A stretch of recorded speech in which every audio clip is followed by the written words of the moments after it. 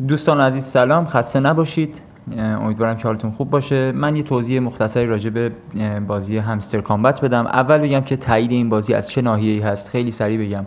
کمپانی گات بیت، یه کمپانی اینوستمنت در زمینه سرمایه‌گذاری توی بازار کریپتو هستش که با تیک طلایی توییتر اکانتش رسما حمایت کرده از همستر کامبت. از طرف دیگه صرافی متمرکزی که میشناسیم همون بینگ ایکس که اخیراً هم ایران رو تو لیست حالا محدودیت‌های خودش قرار داده، حالا بر اساس تحریم‌ها حمایت رسمی کرده. بینگ ایکس هم از این بازی، این ربات، و با اون هم با تیک طلایی وریفای گلد توییتر حمایت رسمی کرده و یه پست زده.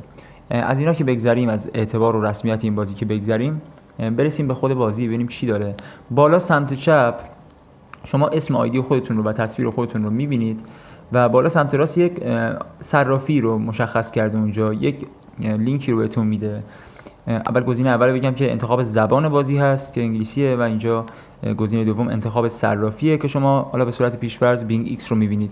اگر بینگ ایکس رو دارید، گزینه سوم رو اگر بزنید و روش لمس بکنید، می‌بینید که اینجا یک لینکی بهتون میده. حالا من چون قبلا انتخاب کردم الان چنج لینک رو داره، نمی‌خوام عوضش کنم. از طریق این لینک اگر کسی بیاد تو بازی خودش هم بینگ ایکس رو انتخاب کنه و با لینک شما متصل بشه، هر بازیکن 50 کی سکه بهتون میده، میرسونه.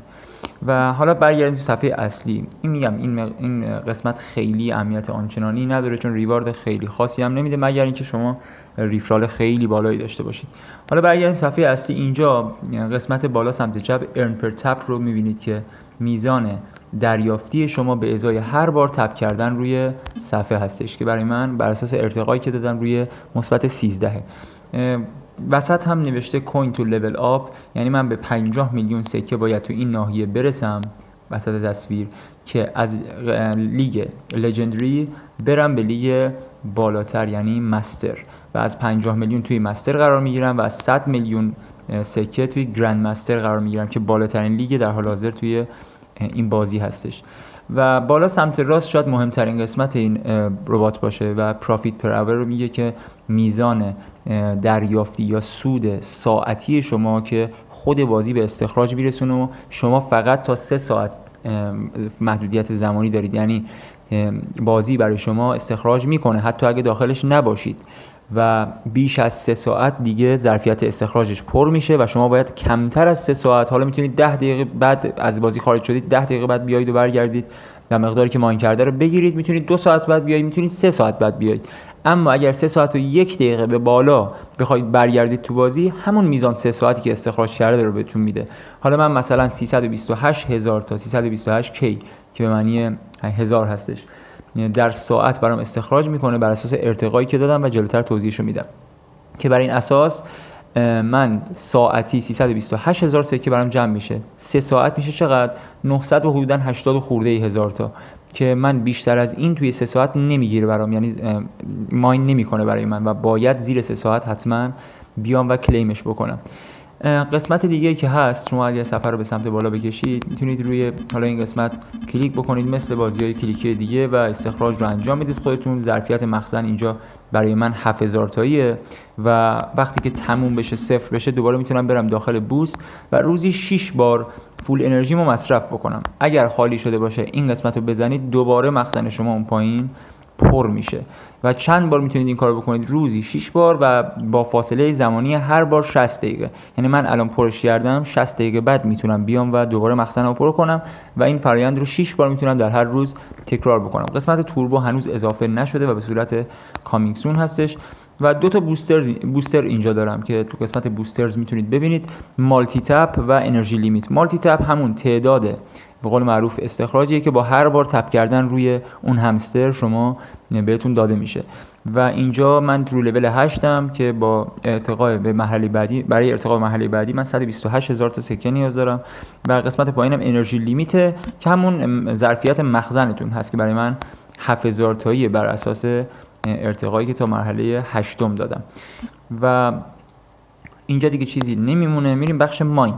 خب اینجا دیگه قضیه خیلی جدی میشه. اینجا چه کار باید بکنید اصلا با این بخش؟ ببینید شما 4 تا تب رو میبینید، 4 تا سرلیست رو میبینید بالای صفحه، مارکت، پی آر ان تیم، لیگال و اسپشالز، که اینا هر کدومشون میان و یک سری کارت رو برای شما لیست میکنن. شما این کارت ها رو باید ارتقا بدید. اگر ارتقا بدید، هر کدوم از این کارت ها با ارتقا دادنشون یک میزان به اون سود ساعتی که توی صفحه اصلی و بالای صفحه سمت راست دیده بودیم اضافه میکنن. یعنی هر چی کارت های شما آپگرید بیشتری داشته باشن، ارتقای بالاتری داده بشن، سود ساعتی شما بیشتر میشه.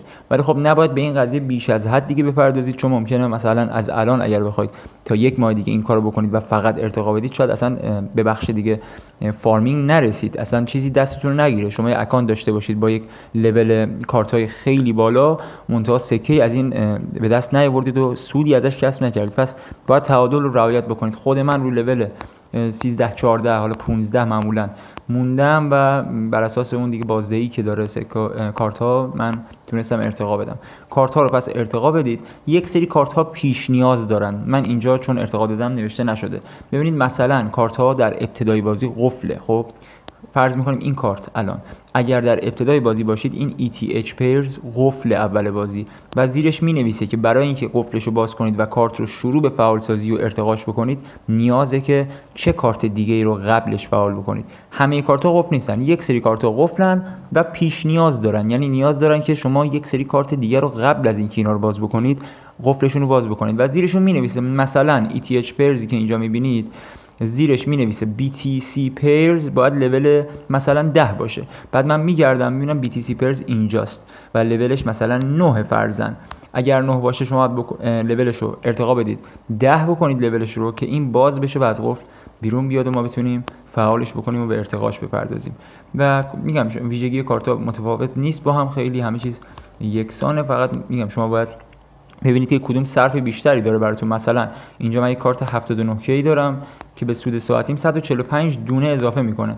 این سمت یک کارت 72K دارم که حدودا هم قیمت به اونه ولی 28 عدد اضافه میکنه ساعتی. پس قطعا توی این لول از نظر هزینه و اون بازدهی که برام قرار داشته باشه، این کارت قطعا گزینه بهتری برای ارتقا هست. توی قسمت ویژه هم یه سری کارت ها هست که میگم بازدهی خیلی بیشتری دارن نسبت به کارت های سمت چپی که دیدیم. مثلا USD تون ما با ارتقا به لول 15 حدوداً 3000 تا بر ساعت تونستیم ازش پروفیت پر اور رو بگیریم، یعنی سود ساعتی رو اضافه بکنیم از این کارت. و دیگه از اینجا بیشتر خودم دیگه صرفی ندیدم که 7 میلیون سکه براش بدم و 3.7 کی حدوداً اضافه بشه به سود ساعتی و نمیصرفید. این کارت هایی هم که پایینش نوشته expired یعنی منقضی شده، دیگه دسترسی بهش وجود نداره. من از این کارت جا موندم و کارت پایین رو میبینید که این کارتی که خب جدید اومده، امروز اومده و تا لول 12 ارتقا دادم و حالا بیشتر از اینم یه لول دیگه هم میتونم ارتقاش بدم الان و یک کی دیگه میره روی پروفیتم.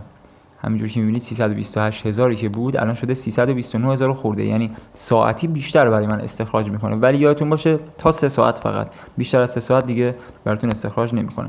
این از بخش ماین، چیز بیشتری اینجا وجود نداره. و تو بخش فرندز اینجا زیر مجموعاتون رو میبینید. من 66 تا زیر مجموعه اینجا دارم که هر کدوم از زیر مجموعه ها با پیشرفتشون توی بازی و پیوستنشون به لیگ های بالاتر که الان میبینید بازیکن های برتر زیر مجموعه من اکثرا تو لیگ های لژندری ان. وقتی یه بازیکن به لیگ لژندری میرسه شما 437 کی ازش ریوارد رو دریافت میکنید، به عنوان هدیه از بازی میگیرید. و باقی دوستان هم که میبینید لیگ های پایین ترن. و اینکه اگر بخواید کسی رو دعوت بکنید به بازی و اضافهش بکنید باید بیاید اینجا و گزینه اینوایت فرندز رو بزنید. اینوایت فرند رو ببخشید پایین گزینه آبی رنگ ببخشید، اینکه بخواید لینک رو دریافت کنید و به کسی بدید گزینه آبی پایین رو میزنید و برمیگرده توی ربات. اینجا لینک رو بهتون میده، این لینک رو کپی میکنید و برای هر کسی که میخواید میفرستید. خب دوستان بخش فرندز رو که حالا تا اینجا توضیح دادم بهتون که لینک رو چطور دریافت کنید. دوستانی که زیر مجموعه معمولی میگیرند 5000 سکه خودشون و زیر مجموعهشون در ابتدای بازی دریافت میکنن. و اگر شما زیر مجموعه پریمیوم بگیرید و یعنی تلگرام پریمیوم داشته باشه زیر مجموعتون از قبل از اینکه به شما یعنی از اینکه شما وارد بازی بشه 25000 سکه هم به شما هم به زیر مجموعتون هدیه داده میشه. تو بخش ارن یا کسب کردن شما اولین قسمت دیلی تاسکس رو میبینید، یک وظایف روزانه، دیلی ریوارد پاداش روزانه. که این چه اتفاقی میفته اینجا؟ شما باید متوالی هر روز بازی کنید و روز اول 500 تا سکه بهتون میده، روز اول میاد اینجا رایگان 500 سکه ازش میگیرید. روز دومی که بازی رو بالا آوردید 1000 سکه، روز بعد همینطور تا روز دهم و روز دهم 5 میلیون سکه میتونید از بازی بگیرید. اگر هر یک روزی که بازی نکنید این لابلا دوباره ریست میشه و برمیگرده روز اول. 10 روزتون رو هم که تکمیل بکنید دوباره از اول میتونید این ریوارد رو باز هم طی بکنید و به دستش بیارید. و گزینه بعدی تاسک لیست هست که اینجا یه سری وظایفی براتون داره. عضویت در کانال تلگرام مجموعه، نمیدونم عضویت در گروه تلگرام این پروژه و مدیومش و دیسکوردش، اینا رو که من دیگه چون دردسر داشت حوصله‌شو نداشتم دیگه انجامش ندادم. و توییتر همستر کامبت و انتخاب اون صرافی که اول توضیح دادم بالا سمت راست که متوجه شدید، اونجا 1000 سکه اینجا بابتش میتونید بابت اون قضیه بگیرید. و اگر 3 زیر مجموعه حداقل دریافت بکنید 10000 تا سکه هم از این قسمت دریافت میکنید.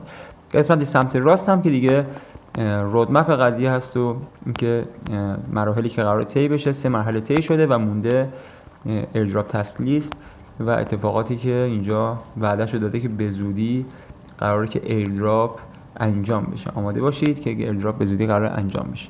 خسته نباشید. ممنونم.